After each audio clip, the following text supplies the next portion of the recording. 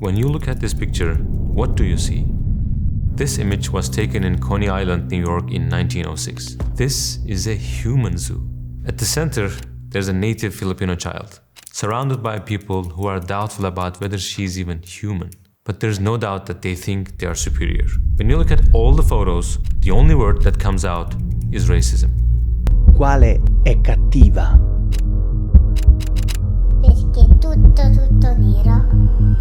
The year is 2025. We are making great developments in fields like artificial intelligence, space travel, and many more. But at the same time, despite all these advancements, we still couldn't solve the problem of racism. Imagine a scenario where thousands of people don't even see you as a human being. Even your death is considered insignificant because you don't look like them. How did racism emerge? What happened about this in history? And what is happening today? And finally, we will look at how centuries ago, Islam brought a magnificent solution to one of the greatest shames of humanity. If you're ready, let's begin. Let's go back to the images we showed you at the beginning. How happy do you think this child is? She doesn't even know where she is. When you first see it, you find this mentality almost impossible to understand. You fully deserve all the mistreatment and cruelty I'm going to do to you. Why? Because you're not the same color or race as I am. Yes, that is exactly what they think. These people are primitive according to them. They can ridicule them because they consider them as savages. They see them as pathetic and worthless. The human zoo is just one of the most tragic examples of how cruel humanity can be. It became very popular in many major cities such as Paris, Hamburg, London, Milano, New York City, and Chicago. In 1906, Madison Grant, president of the New York Zoological Society, went so far that he exhibited a man from Congo named Benga in a cage at the Bronx Zoo in New York City. On top of that, he put him in the same cage with an orangutan, a gorilla, and a chimpanzee. Do you know why? Because those in the cage were described as the ancient ancestors of human beings. So this man from Congo was so-called the missing link in evolution, and that's exactly how everyone should see him, no matter how he feels there. But were the things that happened in America only against black people? Unfortunately not. Now let's go back to the period of torture of the Native American people, the Indian Massacre, to the period when America started to be colonized. Tragically, the number of people who were killed is still not known even today. Someone comes from across the ocean and makes you a stranger in your own homeland and tries to ethnically cleanse your race. The pages of history are full of examples like this. Don't you think that these racist people, whom we still see examples of frequently, need a consciousness that will open their eyes? I claim that if those people had a consciousness that existed 1400 years ago, these events would never have happened. But what was there 1400 years ago?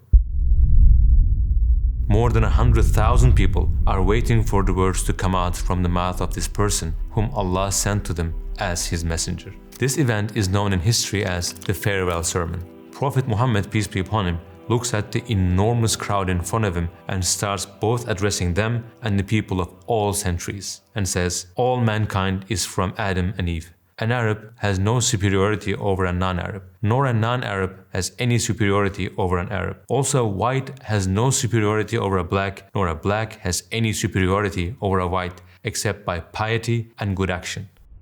In this speech, there are many more messages for humanity. Let's stop here and think about it. If the people behind all these crimes had the consciousness and understanding of Prophet Muhammad and those who listened to him that day, would these events have happened? I don't think so. In the 13th ayah of Surah Al-Hujurat, Allah says, O humanity, indeed we created you from a male and a female, and made you into peoples and tribes, so that you may get to know one another. Surely the most noble of you in the sight of Allah is the most righteous among you. Allah is truly all-knowing, all-aware.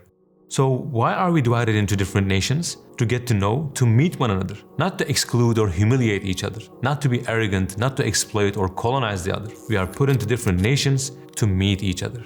Think about it. If all of humanity had the same skin color and the same language, would we be interested in meeting other people? We would say that they are all the same anyway, wouldn't we? But Allah created us differently so that we can be inspired by each other in a positive way. But why should we have this closeness? Because the ayah says, we created you from a male and a female.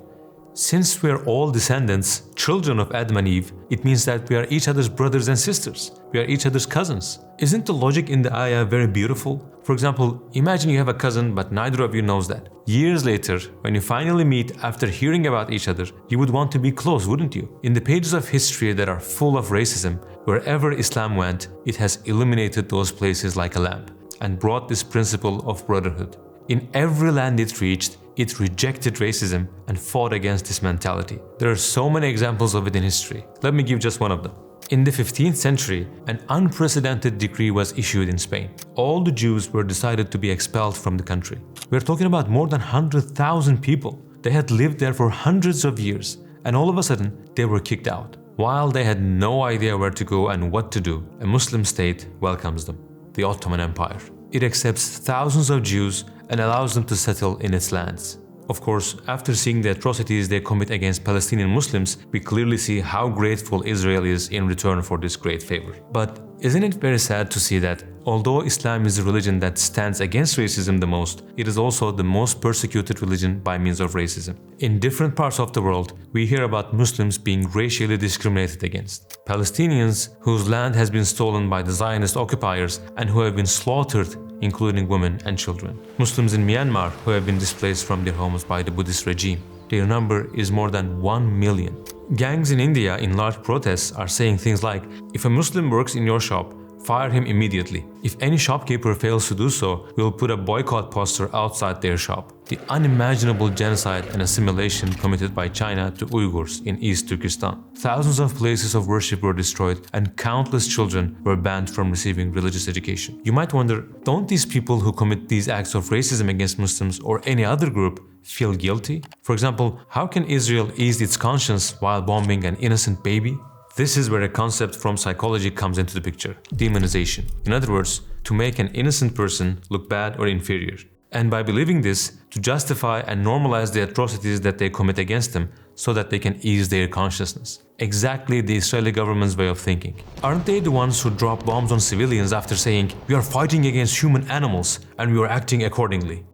But the way how this sick mentality is formed is also explained in the Qur'an 1400 years ago, at a time when neither the field of psychology nor the word racism had emerged. The Qur'an explains this with the concept of original sin. When this term is used, people usually think of Christianity, which is a belief that every child is born sinful. But don't confuse this with what Christianity says, because when we ask the question, what is the original sin to Islam, the answer is very different. Let's remember the story very briefly. When God created the first human being, Adam, there were angels and there was also a jinn called Iblis, also known as Satan. Strangely enough, Satan says the following sentence to God about Adam that will sound very familiar to us. He said, "I am better than him. You created me from fire and created him from clay." It is very clearly a racist statement. He bases his superiority on the fire from which he was created and looks down on Adam, who was created from dust. This is how Satan rebelled against God. And this sin brought his end. If we focus on that story in the Quran, we see the following chain of events. As Adam is being created, Satan sees a different type of being. He thinks of him as a stranger and becomes cold towards him. Then he begins to think that he is superior than him. Finally, he reveals what he has been hiding in himself. In order to prove his superiority, he ignores Adam's other virtues and attacks him on the basis of his material qualities. All of these are actually the order in which racism is formed. So the Quran is actually describing the psychology of a crime that will be humanity's shame and disgrace for centuries. And it is showing this as a quality of Satan, who is the enemy of God, so that the believers should see the ugliness of this sin and distance themselves from it. How amazing is that? Isn't it really strange to see that even the first human being, our first ancestor, was a victim of racism? So people need guidance in order to not to fall into this mistake. The guidance in the 13th ayah of Surah Al-Hujurat. In other words, in Islam, your value is not determined by the things that are out of your control, things that you have no choice over. Rather, you determine it yourself by doing your best to be a pious believer. When I hear this ayah, my mind goes to only one place in the world, to the meeting point of 2 billion Muslims, whether they can physically go there or not. Kaaba in Mecca. We are now at the heart of the Muslim world. We are in Mecca, Kaaba. Here, Muslims come from 4 corners of the world with different ethnicities, different backgrounds, different cultures, different races. and they come here with one common purpose. Men dress the same, 2 pieces of white cloth, women dress modestly, and they come here only with one purpose, one common purpose, worshiping their master and try to be close to him. Now I'm going to talk about a person whose whole world changed when he came to this holy land, Malcolm X. You may have heard his name before. He was a black American citizen who converted to Islam. He lived in the mid-1900s and was a well-known figure throughout the country. Over the years, he witnessed a lot of racism and became very disturbed by it. So he was looking for a solution to this issue. After becoming Muslim, when he went to Mecca to perform Hajj in 1964, he saw things that he could never have imagined. In one part of his letter, he expresses his feelings in the following sentences. Never have I witnessed such sincere hospitality and overwhelming spirit of true brotherhood as is practiced by people of all colors and races here in this ancient holy land. I've been utterly speechless and spellbound by the graciousness I see displayed all around me by people of all colors. America needs to understand Islam because this is the one religion that erases from its society the race problem. He says this at a time when racism was far more intense than it is today. Islam is the one religion that is able to eliminate the race problem from America's society. It is Islam that will end the belief that color is a sign of superiority. It is Islam that will end the racist attacks on innocent children. Don't you think that everything is very clear? As human beings, there is no limit to the cruelties and injustices we can commit when we are left unattended in this world. And many times, we tend to justify or normalize our crimes with rationales like demonization. We don't even realize what we are doing is wrong. But at the same time, we are such human beings that we can choose the right thing among countless possibilities of wrong choices. I mean, human beings are capable of going to extremes both in cruelty and good morals. Don't you think that the one who created them and sent them into this world will surely guide them? Even when we as humans produce a work, don't we want it to be the most beautiful? So of course the one who created us will also want us to reach the most beautiful level. Allah has always wanted to guide us to the best in everything through the revelations He gave to the prophets. What we have been talking about from the beginning is just one part of the message that the last prophet, Prophet Muhammad, brought to all humanity. Just one of the 6,000 plus verses of the Qur'an. Just one of the dozens of issues that the Qur'an solves so wisely. If even that just one solution is so uniquely powerful, isn't it clear that this book is the ultimate guidance that humanity desperately needs?